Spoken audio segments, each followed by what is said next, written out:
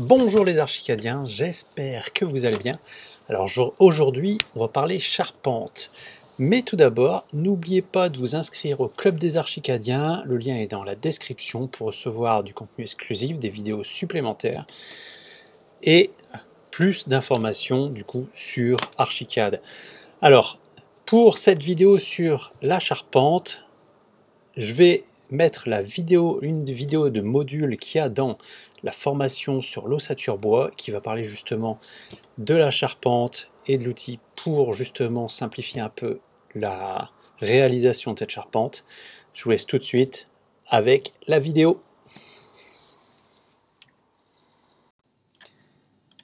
Donc une fois qu'on a fait notre toiture multipente avec notre fenêtre, on va venir simplement, alors ici, est-ce qu'elle est bien réglée? Elle est en toiture, donc logiquement c'est bon parce que ces éléments-là sont au premier étage. Donc je vais simplement, je ne peux pas utiliser l'outil RoofMaker en 3D. Alors, demandez-moi pas pourquoi, je ne sais pas. Donc je vais aller en plan, enfin sur la plan de toiture. Alors ici, alors qu'est-ce qui me représente exactement? Alors je vais déjà enlever les traits tracés que j'ai ici. Alors, pourquoi?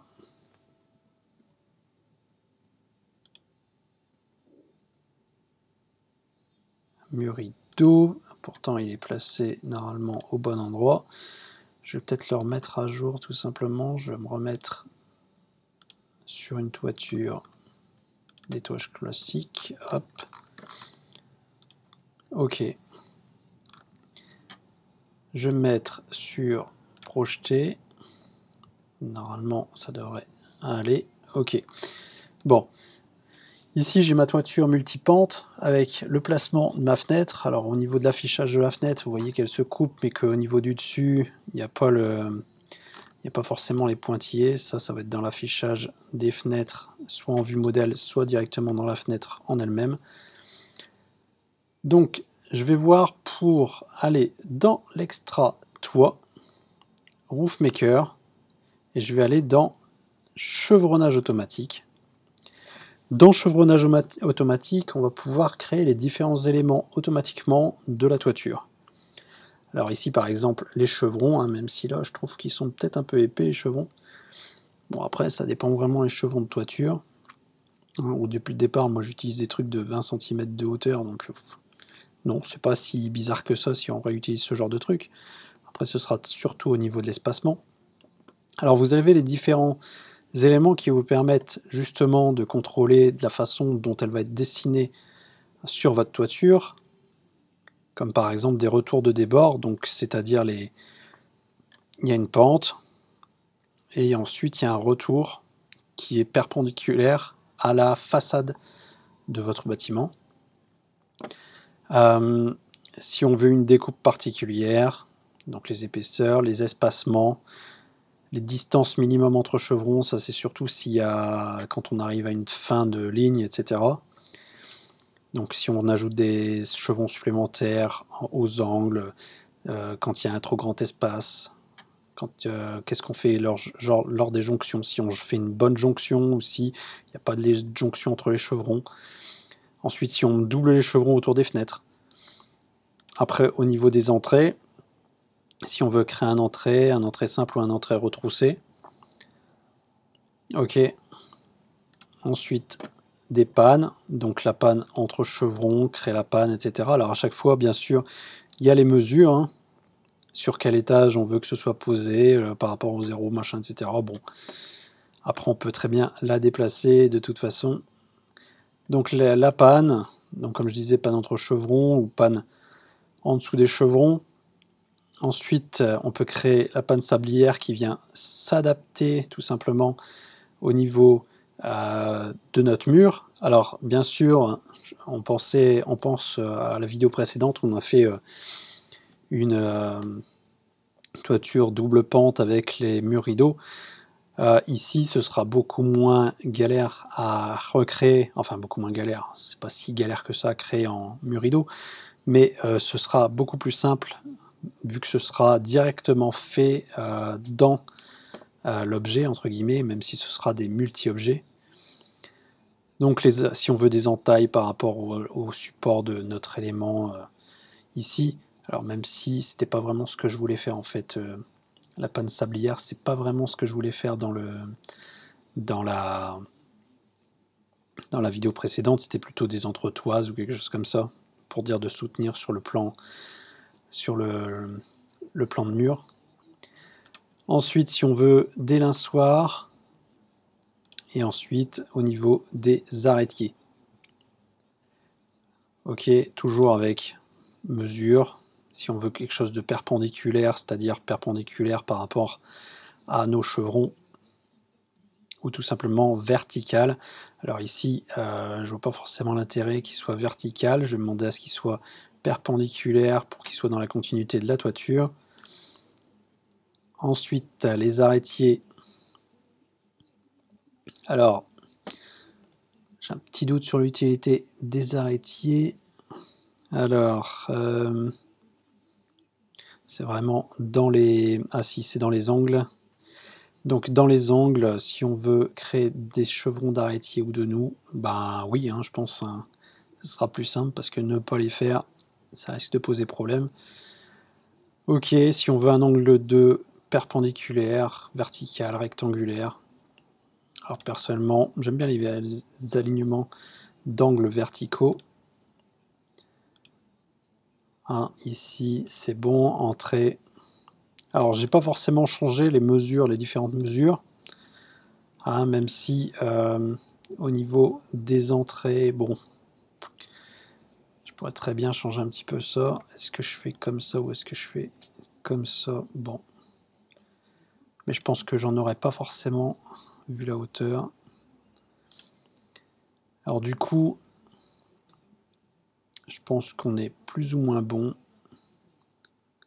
Ok.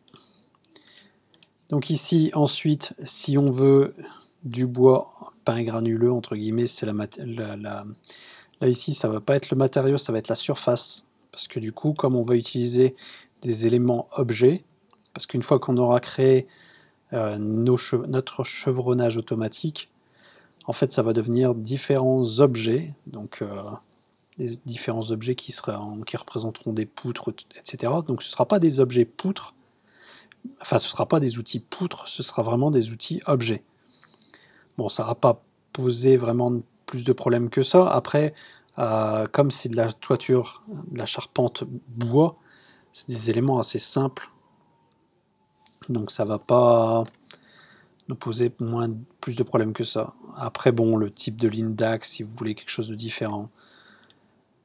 Donc je pense que je suis passé en revue sur plus ou moins tous les éléments. Donc à chaque fois, vous pouvez mettre les axes, des arrêtiers, des entrées, des chevrons au niveau de votre charpente.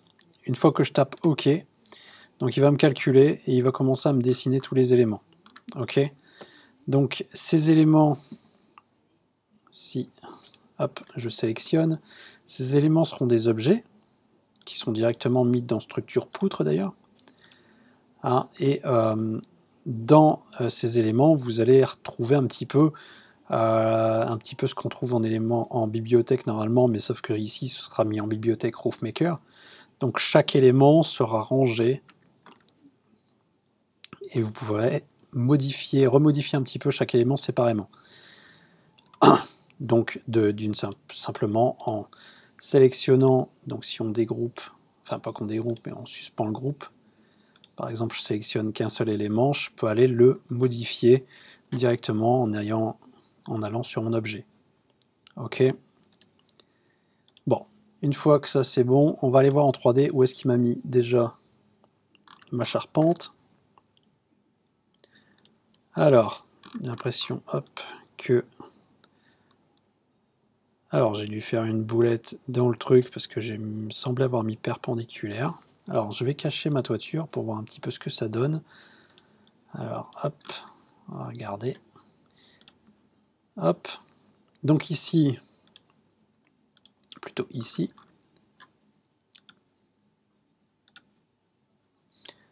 Donc, il m'a mis des éléments, donc un peu éloignés quand même, je trouve, les éléments de panne là, ou d'arrêtier.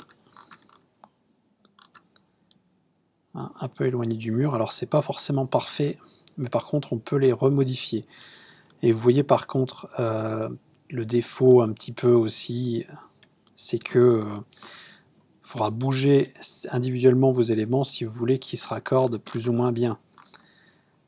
Alors, et le souci aussi, enfin le souci, qui n'est pas forcément un souci, simplement qu'il faut y penser en amont, c'est que dans ce cas-là, vous pouvez aussi penser à surélever un petit peu votre toiture, plutôt qu'elle soit collée par exemple à mes montants, comme ici, a été posée sur ma toiture était posée un petit peu en vrac sur mon panneau de mur, donc il a pris en retrait la panne qui est ici.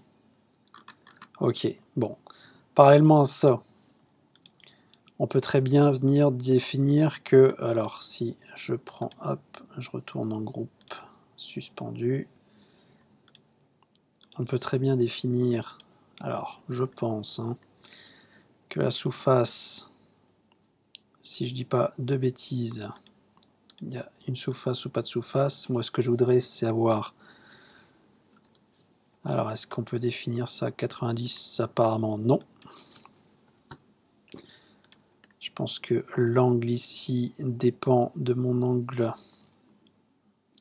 Alors dans ce cas-là, si je fais 45, donc non. Je serais plus à 15 peut-être. Et encore.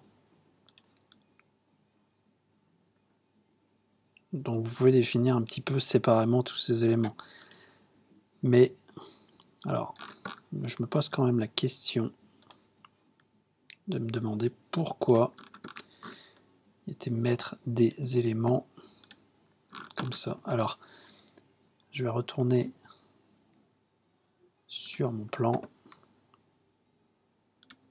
Je vais aller voir un petit peu dans mes éléments de dessin de toit.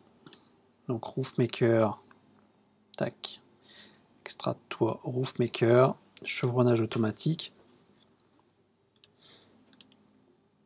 Alors, les arrêtiers. Alors j'ai des chevrons, j'ai les pannes, donc les pannes sablières qui sont ici, ok. Alors je peux très bien demander sinon des entailles supplémentaires, mais ça va risquer de me faire pas mal d'entailles. C'est au niveau de... Alors, quel élément de retour de débord, l'angle. Alors ce qu'il y a, c'est qu'il précise pas forcément quel angle on veut ici. Donc admettons, est-ce que je peux demander un 90 degrés? Alors est-ce que c'est par rapport à la... Alors j'ai été bête, j'ai pas enlevé la précédente charpente. Hop, tac. Je recommence vite fait. Extra toit, Roofmaker, chevronnage automatique. Donc admettons, j'ai ma toiture qui se dessine, et là je vais repartir en 3D, je vais aller voir ce que ça donne. Donc 90 c'est par rapport au sol. Alors hop, du coup je suis vraiment un élément qui est un peu trop. Donc je reprends documentation, enfin dessin, extrait de toit, Roofmaker, chevronnage automatique. Donc si mes éléments partent à 90, vont jusqu'à l'infini du sol, on va partir sur du 45. Alors 90, même 45, je pense que j'ai un doute quand même sur le positionnement de mes éléments sur ce petit truc, entre guillemets bête, mais Parce que là, il est bien à 45, donc.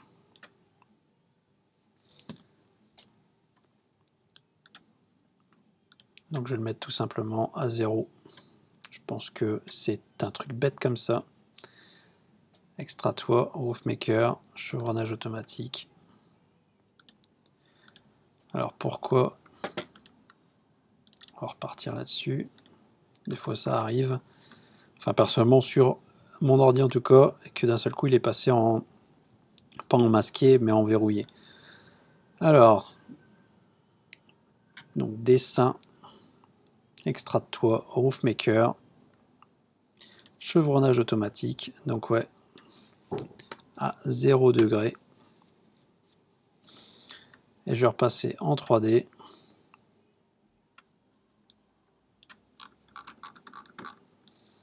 Ouais, c'était un truc bête comme ça. Donc pour avoir mes sous-faces. Ok. Donc voilà un petit peu l'outil de chevronnage automatique pour faire des toitures avec des pentes multiples. Donc après, en fonction de ma hauteur de... Alors si je le refais vite fait, hein, vous allez me dire, je refais plusieurs fois, mais c'est pas non plus une science exacte. Hein, Donc ici par exemple, je vais passer à 6,4. Comme ça, je vais augmenter un petit peu la hauteur de ma toiture. Et je vais refaire simplement un petit texte, un petit roof maker, chevronnage automatique. Ok. Et là, je vais regarder un petit peu où est-ce qu'il me met. Eh bien, il ne m'a pas déplacé mes pannes, entre guillemets, mes pannes sablières. Donc ça peut poser problème malgré tout. Parce que bon, je ne veux pas les placer... Alors après, on peut les déplacer. Hein. Donc si je voulais par exemple simplement déplacer édition groupe, suspendre groupe, je pourrais très bien déplacer mes pannes sablières. Alors je vais peut-être le faire en plan, ce sera plus simple. Je vais afficher mes éléments ici. Je vais par exemple déplacer ce stylo, le poser sur mon mur ici, l'agrandir jusque là par exemple. Ok, je vais voir ça en 3D. Alors du coup, c'est l'autre côté. Donc on voit qu'il a été décalé. Par contre, du coup, je peux peut-être simplement venir le déplacer en vertical.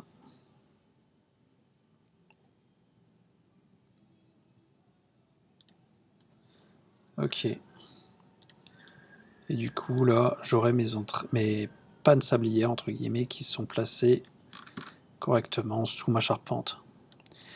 Donc, malgré tout, bon, il y a ses défauts hein, au niveau de Roof Maker, mais par contre, ça permet de faire des choses assez rapidement. Et si on veut venir ensuite sélectionner différents éléments pour les décaler, alors on pourra toujours les décaler, sauf qu'il faudra forcément retravailler derrière les différents... les différents. Si on déplace une panne qui est sur entre guillemets une noue, dans ce cas-là, il faudra retravailler notre objet, puisque ce sera devenu un objet. Alors, est-ce que je peux... Parce que là... Ouais, hop, voilà. Ce sera plus simple si je vois ma petite palette, parce que je la voyais pas. Donc, je viens simplement... Alors ici, hop, pour la caler sur ma noue. Ok, donc on peut retravailler chaque élément séparément. De la même façon un petit peu qu'on peut retravailler certains éléments séparément au niveau des murs rideaux, quand on utilise le Roof Maker, on peut utiliser justement ces éléments séparément pour pouvoir retravailler cette toiture. Alors après, on peut aussi faire des toitures de la même façon, des toitures avec des brésilles, de façon à avoir des toitures avec multi-pentes, mais avec des pentes, par exemple une première pente à 60 degrés, une deuxième pente à 30 degrés par exemple. Donc, mais là par exemple, je suggérerais de peut-être utiliser l'outil deux fois en mettant simplement des éléments différents. Donc l'outil Roof Maker deux fois. Donc une fois pour placer par exemple mes chevrons, une deuxième fois pour placer certaines pannes, pour dire parce que sinon des fois l'outil se limite par rapport à des éléments d'outils qu'il a déjà placés. Donc voilà pour la toiture multipente. Alors après, bon, ça dépend vraiment des habitations ou des structures que l'on fait. Parce que bon, une toiture multipente comme ça, je sais pas si ça se fait souvent. Du moins en bois, je sais pas si ça se fait souvent. Donc